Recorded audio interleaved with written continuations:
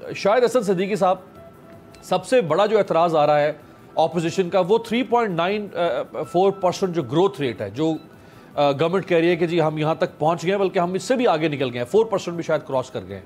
तो ऑपोजिशन कह रही है कि तो 3% भी पूरा नहीं है, इन्होंने फिगर फजिंग की है।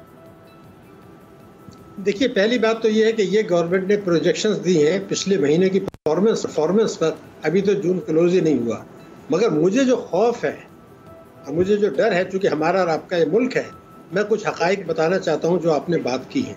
नंबर एक, माली साल 2018 जो पिछले साल का था, पिछली हुकूमत का था, उसमें एक साल में $5 अरब की बैरूनी सरमायाकारी आई थी।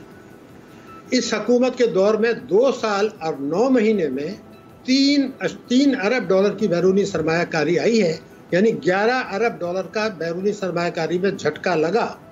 स्टेट बैंक की आदाद शुमार ये है कि इस साल जुलाई से अप्रैल तक FDI जो है वो 35% गिरा है। इस साल जो है तिजारती खसारे में जुलाई टू अप्रैल $4 अरब का इजाफा हुआ है। पिछले 2 बरसों में पाकिस्तान की औसत शरह नमू जो है वो 0.75% रही है, जो पाकिस्तान की तारीख की सुस्त तरीन जो है वो शरह है। इस दौरान में जो बैरूनी कर्जों में इजाफा हुआ है वो पाकिस्तान की तारीख में सबसे ज़्यादा है। $95 अरब था, अब शायद 118-120 अरब डॉलर हो गया है। अगर ये कहे कि जी हमने कर्जे वापस किए हैं, तो भाई आपने ज़रूर कर्जे वापस किए, मगर आपने $100 लेके $70 वापस किए हैं, तो ये तो जो है इसको इजाफा नहीं कहलाता। जो आपको शरह अफसरार ज़र विरसे में मिली थी, वो अगर आपको पता हो 5.5% के करीब थी। इस वक्त आप ये कहते हैं कि 11.1% है। तो मैं ये सोचना चाहता हूँ कि क्या पाकिस्तान की तारीख में, मैं जितने फिगर्स मैंने दी हैं, ये मेरी जिम्मेदारी है, कल को भी आप मुझे पकड़ें, पाकिस्तान की तारीख में पहली दफ़ा हुआ है कि 2020 में और 2021 में इस्लामी जमहूरिया पाकिस्तान की बरामदात कम है और इस्लामी रेमिटेंसेस ज़्यादा हैं। मुझे कोई दुनिया का एक मुल्क तो आप खुदा के लिए बता दें जहाँ हमारे जैसा मुल्क जो जहाँ बरामदात कम हो, जॉब तो मिलती है बरामदात से। अब आप ये कहते हैं कि हमारी बरामदात में इजाफा हुआ। अगर मैं अव्वल तो ये कि 2018 में भी इजाफा हुआ था, स्टेट बैंक कह रहा है, मुझे नहीं पता, और मिनिस्ट्री ऑफ फाइनेंस कह रहा है कि 2018 में भी इजाफा हुआ था। मगर मेरी ऑब्जर्वेशन है कि मुल्क हमारा है 2011 से हमारी बरामदात आज उसके बराबर हैं, 2011 के।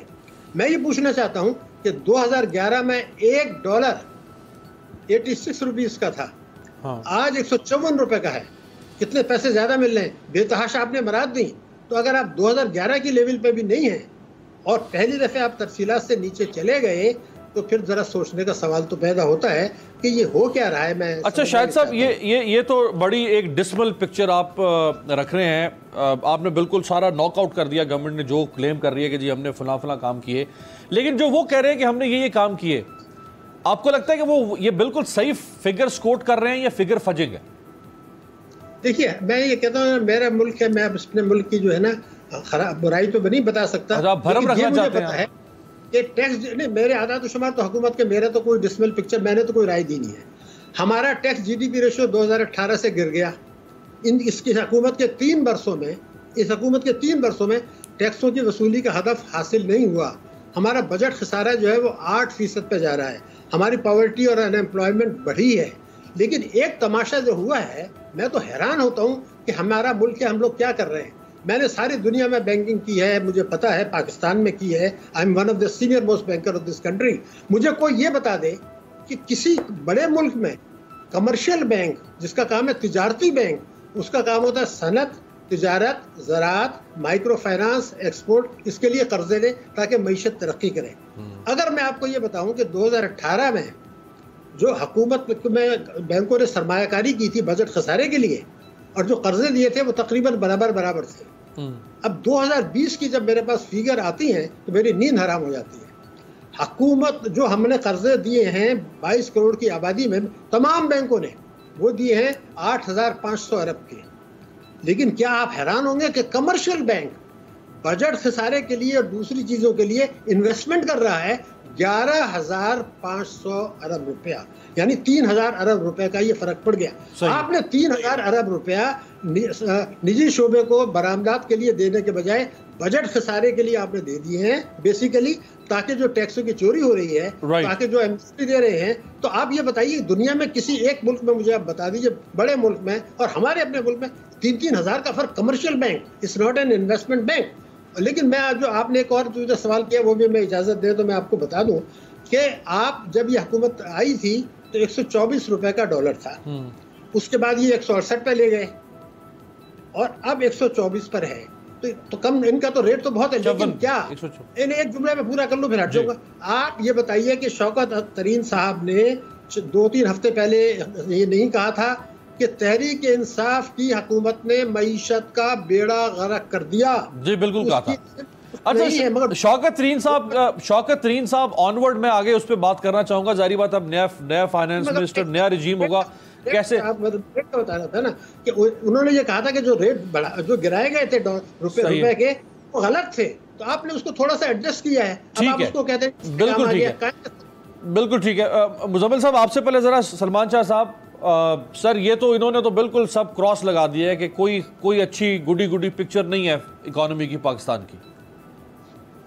देखिए, सदीकी साहब माशाल्लाह से बड़े पुराने इकोनॉमिस्ट हैं और उनका जो बयानिया है वो मैं सुन रहा हूँ पिछले 15 साल से, तो वो तो यही कहते हैं। तो आई थिंक कि थोड़ा सा अगर फ्रेश इस पे नज़र डाली जाए तो पाकिस्तान की इकॉनमी एक बहुत मुश्किल पीरियड से निकल के आगे चल रही है।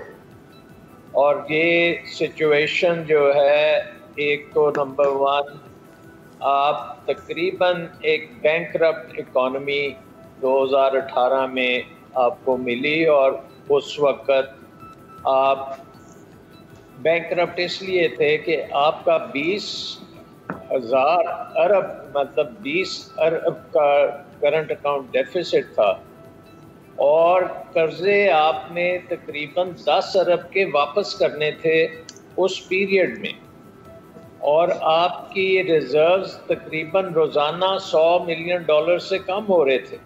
उस सिचुएशन में आपने ये इकॉनमी को बेंचमार्क करना है।